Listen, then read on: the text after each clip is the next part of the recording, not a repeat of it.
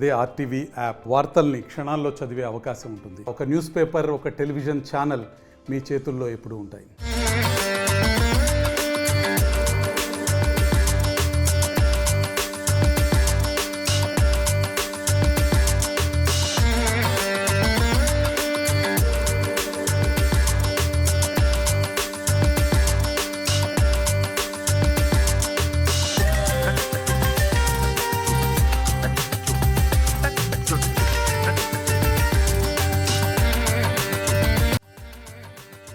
నమస్తే, welcome to RTV.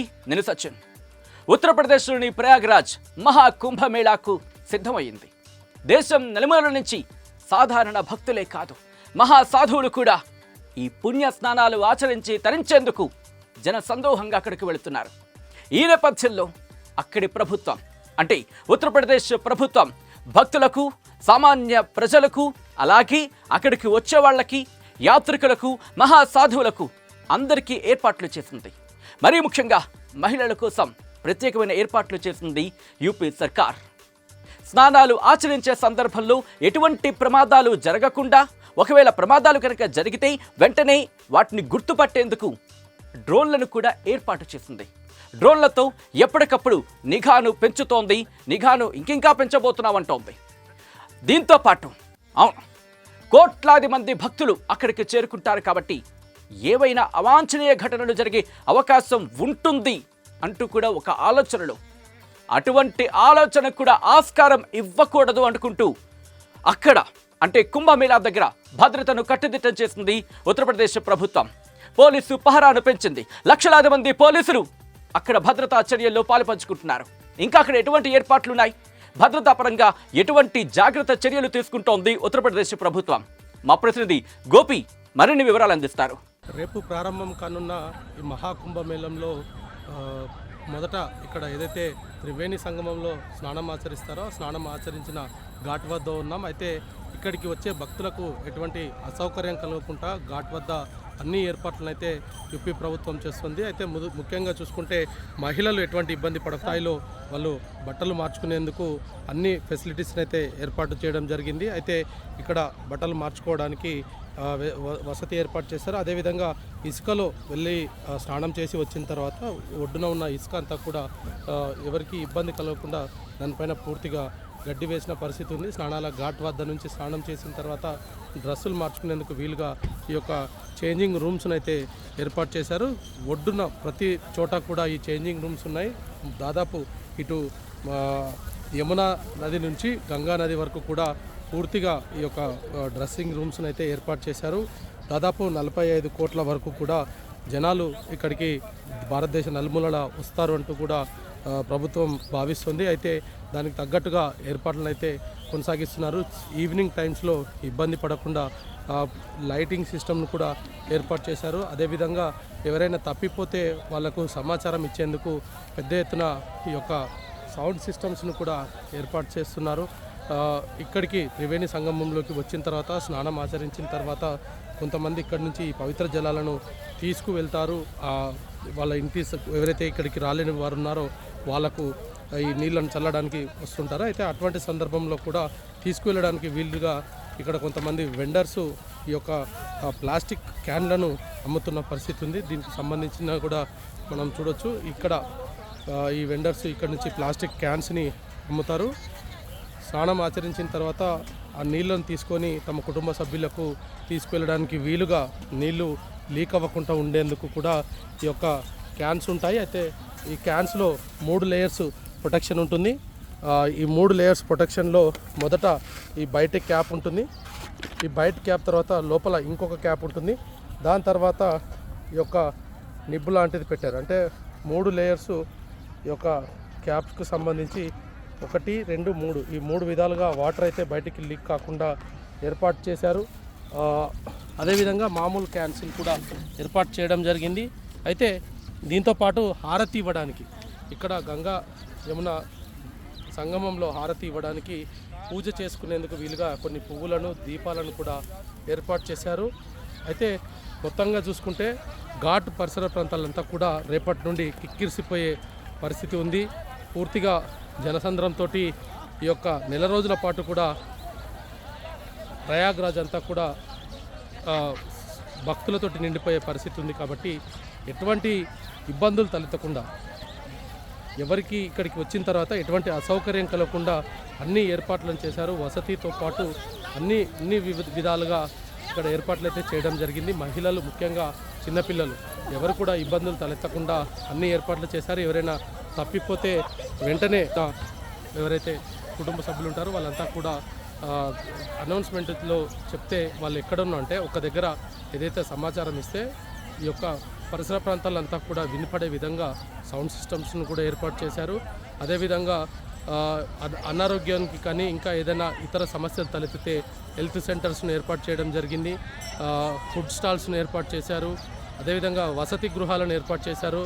భారత ప్రభుత్వం తరఫున కొన్ని గుడారాలు ఏర్పాటు చేశారు. ఇతర రాష్ట్రాల నుంచి వచ్చే వివిఐపీస్ కోసం డేరాలు ఏర్పాటు చేసిన పరిస్థితి ఉంది. ఏదున్నా రేపటి నుంచి స్టార్ట్ అయ్యే ప్రయాగ్రాజ్ మహాకుంభమేళానికి వచ్చే భక్తులు ఎవరు కూడా ఇబ్బంది పడకుండా రాష్ట్ర ప్రభుత్వం అయితే అన్ని ఏర్పాట్లు చేసింది. ముందుగా వివిఐపి ఘాట్ దగ్గర ఏర్పాట్లు ఎలా ఉన్నాయో చూద్దాం. ప్రస్తుతం మనం వివిఐపి ఘాట్ వద్ద ఉన్నాం. వివిఐపి ఘాట్లో ఒక బోటు ఏర్పాటు చేయడం జరిగింది. ఆ బోట్కు సంబంధించి ఇప్పుడు మీరు అయితే ఇదంతా కూడా పూర్తిగా నీళ్ళపైన ఒక డబ్బాలు లాంటివి పెట్టి దానిపైన నిర్మించిన స్ట్రక్చర్ ఉంది. ఇక్కడ ఎన్డీఆర్ఎఫ్ బృందాలు కూడా ఉన్నాయి. ఎప్పటికప్పుడు పరిస్థితిని పర్యవేక్షిస్తున్న పరిస్థితి ఉంది. ఏదైనా ఎమర్జెన్సీ ఉంటే వీళ్ళు వెంబడే రెస్పాండ్ అవుతారు. ఇక్కడ నుంచి ఎవరికైనా ఆపద ఉంటే తక్షణమే అక్కడికి వెళ్ళడానికి ఎన్డీఆర్ఎఫ్ బృందాలు కూడా ఉన్నాయి. అదేవిధంగా ఇక్కడ ఒక అవుట్పోస్ట్ కూడా నీళ్ళపైనే నిర్మించడం జరిగింది. ఏదైనా ఎమర్జెన్సీ ఉంటే ఎమర్జెన్సీ బోట్స్ను కూడా మనం చూడొచ్చు. ఈ యొక్క స్పీడ్ బోట్స్ను పెట్టడం జరిగింది. ఈ స్పీడ్ బోట్స్ ద్వారా ఎందుకంటే ఇక్కడ వాటర్లో నుంచి పడవల ద్వారా సంగమంకు వెళ్ళి అక్కడ ఏదైతే మనకు జెండాలు కనపడుతున్నాయో ఆ జెండాలు ఉన్న ప్రాంతంలోనే త్రివేణి సంగమం జరుగుతుంది. అక్కడ భక్తులంతా కూడా స్నానం ఆచరించడానికి ఈ యొక్క పడవల ద్వారా వెళ్తున్న పరిస్థితి ఉంది. అయితే అక్కడికి వెళ్ళిన తర్వాత వెళ్ళేటప్పుడు కానీ వచ్చేటప్పుడు కానీ ఏదైనా ఇబ్బందులు తలెత్తితే వెంటనే రెస్పాండ్ అవ్వడానికి ఇక్కడ ఎమర్జెన్సీ టీమ్స్ కూడా ఉన్నాయి. ఎమర్జెన్సీ టీమ్స్కు సంబంధించి కూడా కొన్ని స్పీడ్ బోట్స్ను కూడా ఏర్పాటు చేయడం జరిగింది. దాంతోపాటు ఎన్డీఆర్ఎఫ్ బృందాలు కూడా ఏదైనా విపత్తు తలెత్తితే వెంటనే అక్కడికి చేరుకునే విధంగా ఎన్డీఆర్ఎఫ్ టీం అంతా కూడా ఇక్కడే ఉండి పర్యవేక్షిస్తున్న పరిస్థితి ఉంది. మరొక వైపు ఇటు ఏదైతే ఐవాయి జెట్టి అంటూ కూడా ఒక విభాగాన్ని కూడా ఏర్పాటు చేయడం జరిగింది. దీంతో పాటు ఒక నమూనా బోటు ఏదైతే వివిఐపీస్ వచ్చినప్పుడు వాళ్ళు వెళ్ళి రావడానికి ఈజీగా ఉండే విధంగా ఈ యొక్క బోటు నిర్మాణం జరిగింది. ప్రస్తుతం ఇదే బోట్లో ఉన్నాం మనము.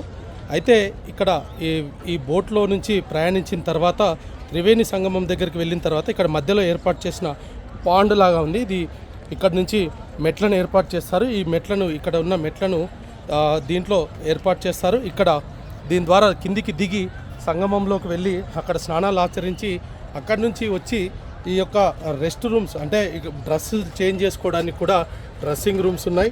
అయితే ప్రస్తుతం ఈ డ్రెస్సింగ్ రూమ్స్లో ఒక సోఫా సెట్ అంటే లాంచ్తో పాటు డ్రెస్సింగ్ రూమ్ కూడా ఇందులో ఏర్పాటు చేయడం జరిగింది. అయితే అదేవిధంగా ఈ బోటును అంటే ఇది కేవలం నమూనా బోటే. ఇక్కడ నుంచి వేరే బోట్స్ ద్వారా తీసుకెళ్తుంటారు వివిఐపీస్ని. అక్కడికి వెళ్ళిన తర్వాత ఇలాంటి మెట్లను ఒకటి ఏర్పాటు చేసి అందులో సంగమం వరకు తీసుకెళ్తారు ఈ బోట్లో.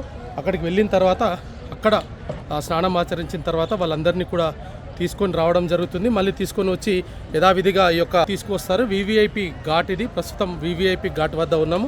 మహాకుంభమేళాలో తిరుమల తిరుపతి దేవస్థానం ఏర్పాటు చేసిన నమూనా ఆలయం ఎలా ఉందో చూద్దాం. ప్రయాగ్రాజ్లో మహాకుంభమేళాలో టీటీడీ వారు నిర్మిస్తున్న నమూనా టెంపుల్ వద్ద ఉన్నాం ప్రస్తుతం మనం.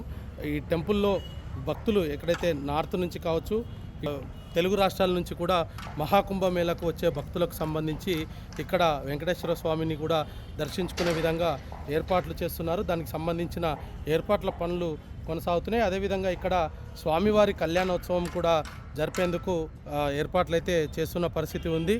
అయితే ప్రస్తుతం ఇక్కడ ఒక హాల్ లాగా ఏర్పాటు చేశారు.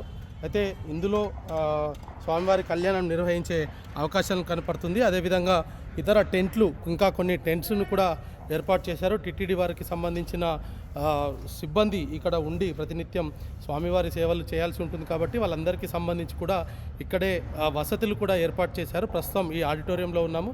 ఇక్కడ భక్తులకు స్వామివారి కళ్యాణాన్ని తిలకించే విధంగా ప్రస్తుతం ఏర్పాట్లు అయితే ఇంకా తుది దశకు చేరుకున్నాయి. రేపటి నుంచి ప్రారంభం కానున్నాయి. అయితే 13వ తేదీ నుంచి టీటీడీ వారు ఇక్కడ స్వామివారిని దర్శించుకునే విధంగా ఏర్పాట్లన్నీ అయితే చేస్తున్నారు. అయితే ఇక్కడ 2 విభాగాలుగా విభజించడం జరిగింది. ఒకటి మెయిన్ ఎంట్రన్స్ వచ్చేసి మన తిరుపతిలో ఏదైతే గాలిగోపురం ఉంటుందో అలాంటి గాలిగోపురంని కూడా ఏర్పాటు చేశారు. అందులో నుంచి భక్తులకు లోపలికి అనుమతిస్తారు. ఆ పక్కనే ఇప్పుడు మనం చూస్తున్న ఎంట్రన్స్ ఇది స్వామివారి కళ్యాణానికి ఏర్పాటు చేసిన ఒక కమ్యూనిటీ హాల్ లాంటి పెద్ద హాల్ను నిర్మించారు.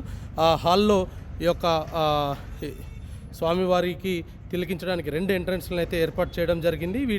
ఈ యొక్క హాలు అదేవిధంగా గుడి వెనకాల ఈ రెండిటి ప్లేస్ల వెనకాల ఈ యొక్క టీటీడీ సిబ్బందికి నివాసం ఉండే విధంగా వాళ్ళకు గుడారాలు అయితే ఏర్పాటు చేశారు.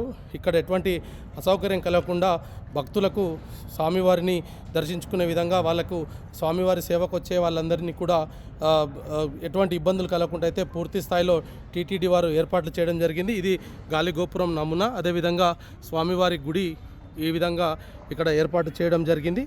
అయితే ఇప్పటికీ ఇంకా పనులు అయితే పూర్తయ్యాయి. తుది దశలో చిన్న పెండింగ్ వర్క్స్ అయితే ఉన్నాయి. సిబ్బందికి సంబంధించిన క్వార్టర్సు ఈ యొక్క టెంపుల్కు వెనకాల భాగాన ఏర్పాటు చేయడం జరిగింది. సిబ్బందిలకు సంబంధించిన ఈ టెంట్స్ ఇవి ఇక్కడ నివాసం ఉండడానికి వాళ్ళకి ఏర్పాటు చేశారు. 13వ తేదీ నుంచి 26వ తేదీ వరకు కూడా ఇక్కడ కళ్యాణంతో పాటు స్వామివారి దర్శనాలు కూడా నిర్వహిస్తారు.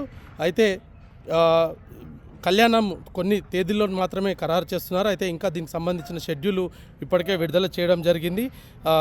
రేపు మహాకుంభమేళా ప్రారంభం కానుంది. 13వ తేదీ నుంచి టీటీడీ కార్యక్రమాలు అధికారికంగా నిర్వహించనున్నారు. మహాకుంభమేళకు సంబంధించి టీటీడీ వారు ఈ యొక్క ఏర్పాట్లు చేయడము నార్త్తో పాటు వివిధ ప్రాంతాల్లో ఉన్న తెలుగు వారంతా కూడా కుంభమేళకు వస్తూ ఉంటారు.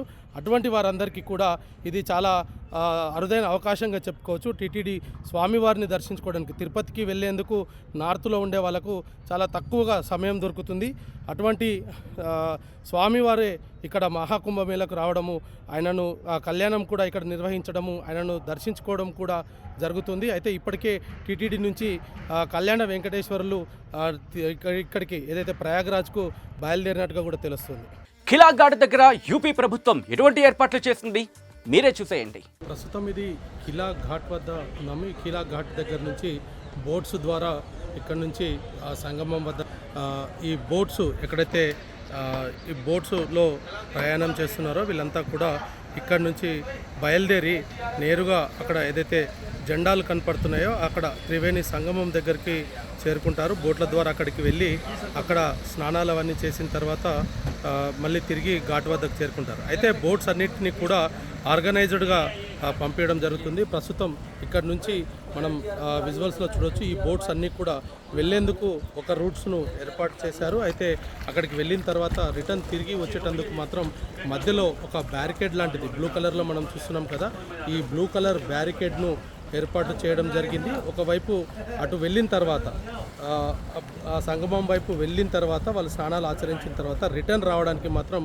బ్యారికేడ్ల అవతల నుంచి ఈ యొక్క పడవలను రిటర్న్ ఘాట్ వద్దకు రాణిస్తున్నారు. అయితే వెళ్ళడానికి ఒక రూటు, రావడానికి ఒక రూటును ఏర్పాటు చేసి బోట్ల మధ్యలో ఎటువంటి డిస్టర్బెన్స్ కాకుండా అయితే ప్రస్తుతం ప్రభుత్వం అయితే ఏర్పాటు చేయడం జరిగింది. ఘాట్ నుంచి వెళ్ళడానికి ఒక రూటు, రావడానికి మరొక రూటును ఏర్పాటు చేశారు. చూసారుగా ఉత్తరప్రదేశ్ ప్రభుత్వం ఎటువంటి ఏర్పాట్లు చేసిందో. మహాకుంభమేళాకు వచ్చే భక్తులకు ఎటువంటి ఇబ్బందులు తలెత్తకుండా ఏర్పాట్లు అయితే చేయడం జరిగింది. అంతేకాదు అక్కడ ఇప్పటికే జనసందోహం కనిపిస్తోంది. ఒక్కొక్కరుగా అక్కడికి చేరుకుంటున్నారు. అక్కడికి చేరుకొని పుణ్య స్నానాలు ఆచరించేందుకు ఒడివడిగా అడుగులు వేస్తున్నారు. మరి అక్కడ ఏం జరుగుతోంది, ఎటువంటి పరిస్థితులు ఉన్నాయి, తెలుగు వాళ్ళు అక్కడ వెళ్ళి పుణ్య స్నానాలు ఆచరించి ఆ తర్వాత తిరిగి వస్తున్న సందర్భంలో వాళ్ళ అనుభవాలేంటి, ఇవన్నీ ఎప్పటికప్పుడు మీ ముందుంచే ప్రయత్నం చేస్తుంది RTV. Keep watching and stay tuned.